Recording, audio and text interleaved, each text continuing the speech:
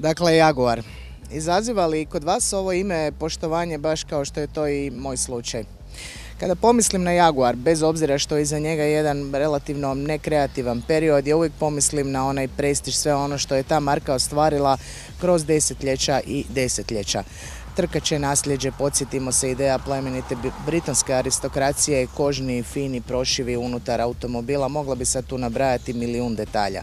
Uglavnom, Jaguar predstavlja zanimljivu alternativu europskim automobilskim proizvođačima, no donosi dinamiku koja je na istoj razini, ako ne čak i bolja. Dakle, nešto originalno i potpuno drugačije, ali uvijek pouzdano i uvijek dolazi sa onim što će vam izazvati osmijeh na licu. No vidimo sada kako sve to skupa, taj Jaguarov imidž i njihovo nasljeđe, funkcionira u slučaju prvoga SUV-a u povijesti ove marke. Ovako kompleksni modeli, prvijenci proizvođača u novim klasama, predstavljaju veliki rizik za svakoga. Pa nije ni čudo što ne nastaju kao zasebni modeli, već na zajedničkim modularnim platformama. I zato je F-Pace nastao na zajedničkoj Jaguara i Land Rovera, nazvanoj IQ AI. Sa starim Land Roverima ima veze kroz prekidače. Dimenzijama je najbliži Discovery Sport, a prava braća su mu limuzina Jaguar XE te tek predstavljeni Velar. Za razliku od bratskih Land Rovera koji njeguju i terenske osobine, F-Pace je u potpunosti fokusiran na cestu, brzinu i zavoje. Evo nas opet kod one situacije kada sportske premium marke pokušaju sada odgovoriti na trendove.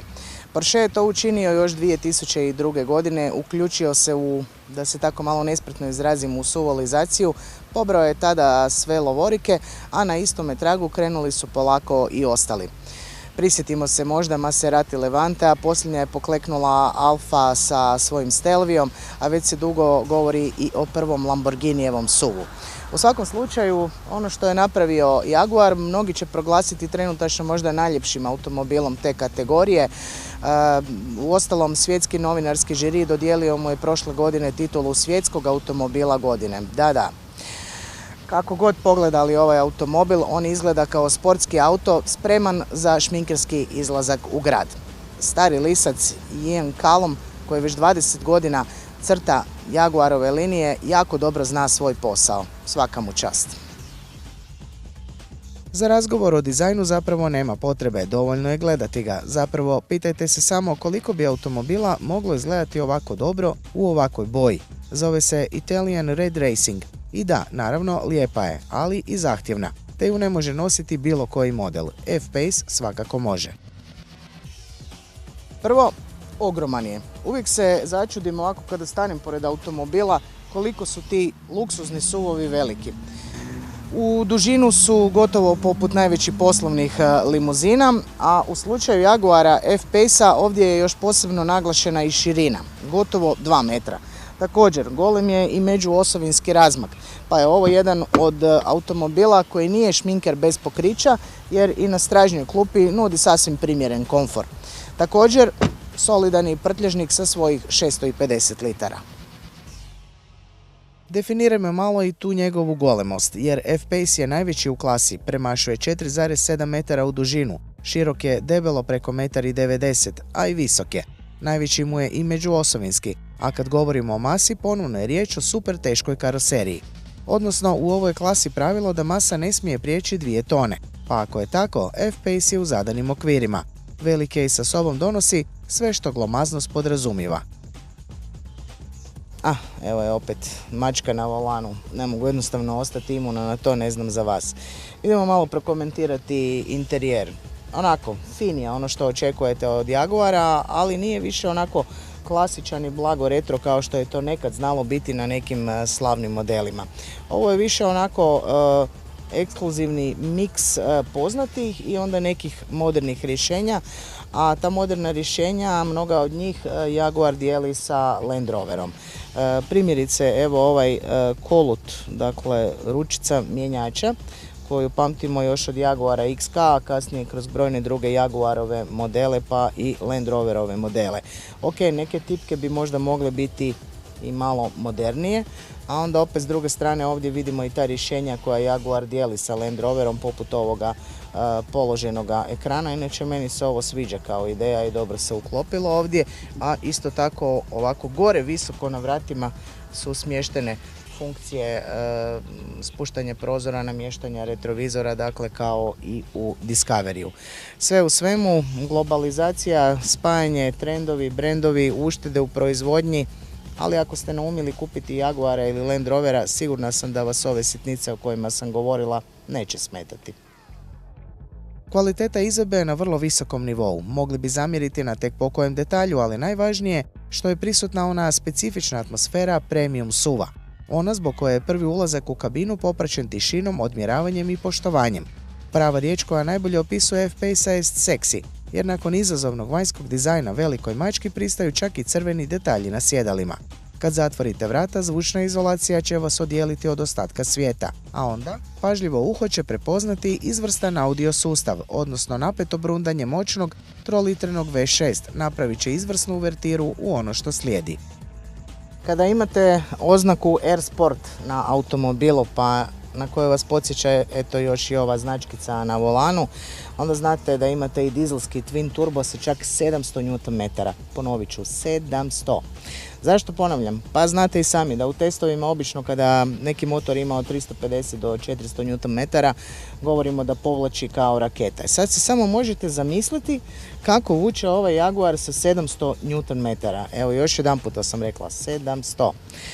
Stvarno, osjećaj snage je fascinantan. Do stotke povlači za 6,6 sekundi, a gotovo u jednakom ritmu ubrzava i do maksimalnih 240 km/h. Stvarno nešto posebno. U ponudi je inače i 2-litrni dizel snage 180 konja za oni koji žele kompromis za možda bolju cijenu, ali iskreno karakteru, nastupu i onome što priželjkujete kod ovakvog automobila najbolje pristaje upravo ova kombinacija. E sada, svaki puta, dakle kada stisnem gas i kada ZF-ov 8 brzinski mijenjač ispali svoj rafal, razmišljam o tome koliko je zapravo smiješno kada se određeni ljudi sada hvataju za činjenicu da je glavni financijer Jaguara Indija, odnosno indijski vlasnik. Pa kakve sad to ima veze? Globalizacija je učinila svoje. Danas i u njemačkim modelima ćete pronaći kineske dijelove, ma čak i hrvatske dijelove. Pa zašto bi onda uopće bilo bitno što je financijer Jaguara iz Indije? Meni je to zapravo baš cool. Da, postoji slabiji motori u ponudi i zaista i oni su dovoljni, ali da bi golema karoserija poput dvorca na kotačima zasjala u punom sjaju, sa svom silinom koja znači visoku brzinu, F-Pace-u ipak najbolje pristaje veliki dizel. Pa još nešto, tko može neka si priušti takav aranžman dizelske snage, jer ovo su zaista posljednji dizelski SUV-ovi nakon koji slijede desetljeća, hibrida i električara.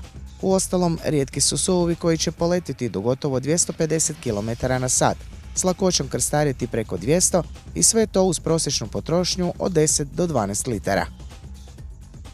A ako je Air Sport, onda i kotači nisu standardni kotači. Pogledajte ih samo, ovo nije 20, već 22 cola. Dakle, inače o 20-colnim kotačima govorimo da su ogromni i da daju drugačiji osjećaj. Sada zamislite kako je to voziti se na 22 cola. Kada vidite ovakve kotače, pomislite možda kad poderete ove gume, lijepo skinete kotač, stavite gore nekakvu tablu, imate si fini automobilski stol i tako 4 puta, naravno šalim se.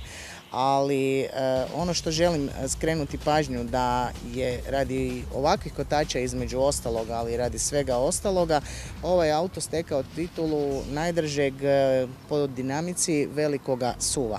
Zašto?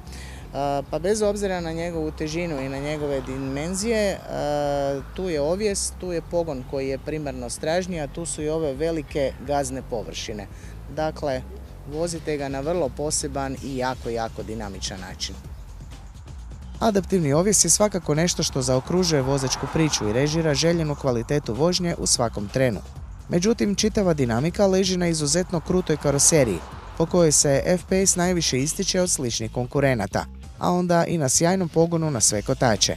Naime, snaga se primarno prenosi na stražnje, pa u optimalnim uvjetima F-Pace cestu grize kao pravi sportaš, a onda po potrebi elektrohidraulični aktuator uključuje višelamilnu spojku, za samo 165 milisekundi i snagu dovodi i do prednjih kotača, uz minimalne gubitke i maksimalan užitak. Ovo je auto koji po zavojima, unatoč velikoj masi, nema problema s puno gasa. Znate što ću vam reći na kraju? Sjajan je osjećaj krenuti na put s ovakvim automobilom. Imate osjećaj da možete ama baš sve. Međutim, ipak budite oprezni. Sada, evo nas na kraju i evo nas kod cijene. I sjela sam, a sjednite i vi. Jer ovaj auto košta 850.000 kuna. Da, ali je to top ponuda na F-Pace-u. Sjetite se, onaj početni dizel od 180 konja o kojemu sam govorila, njega možete dobiti u obliku F-Pace-a za manje od 400.000 kuna.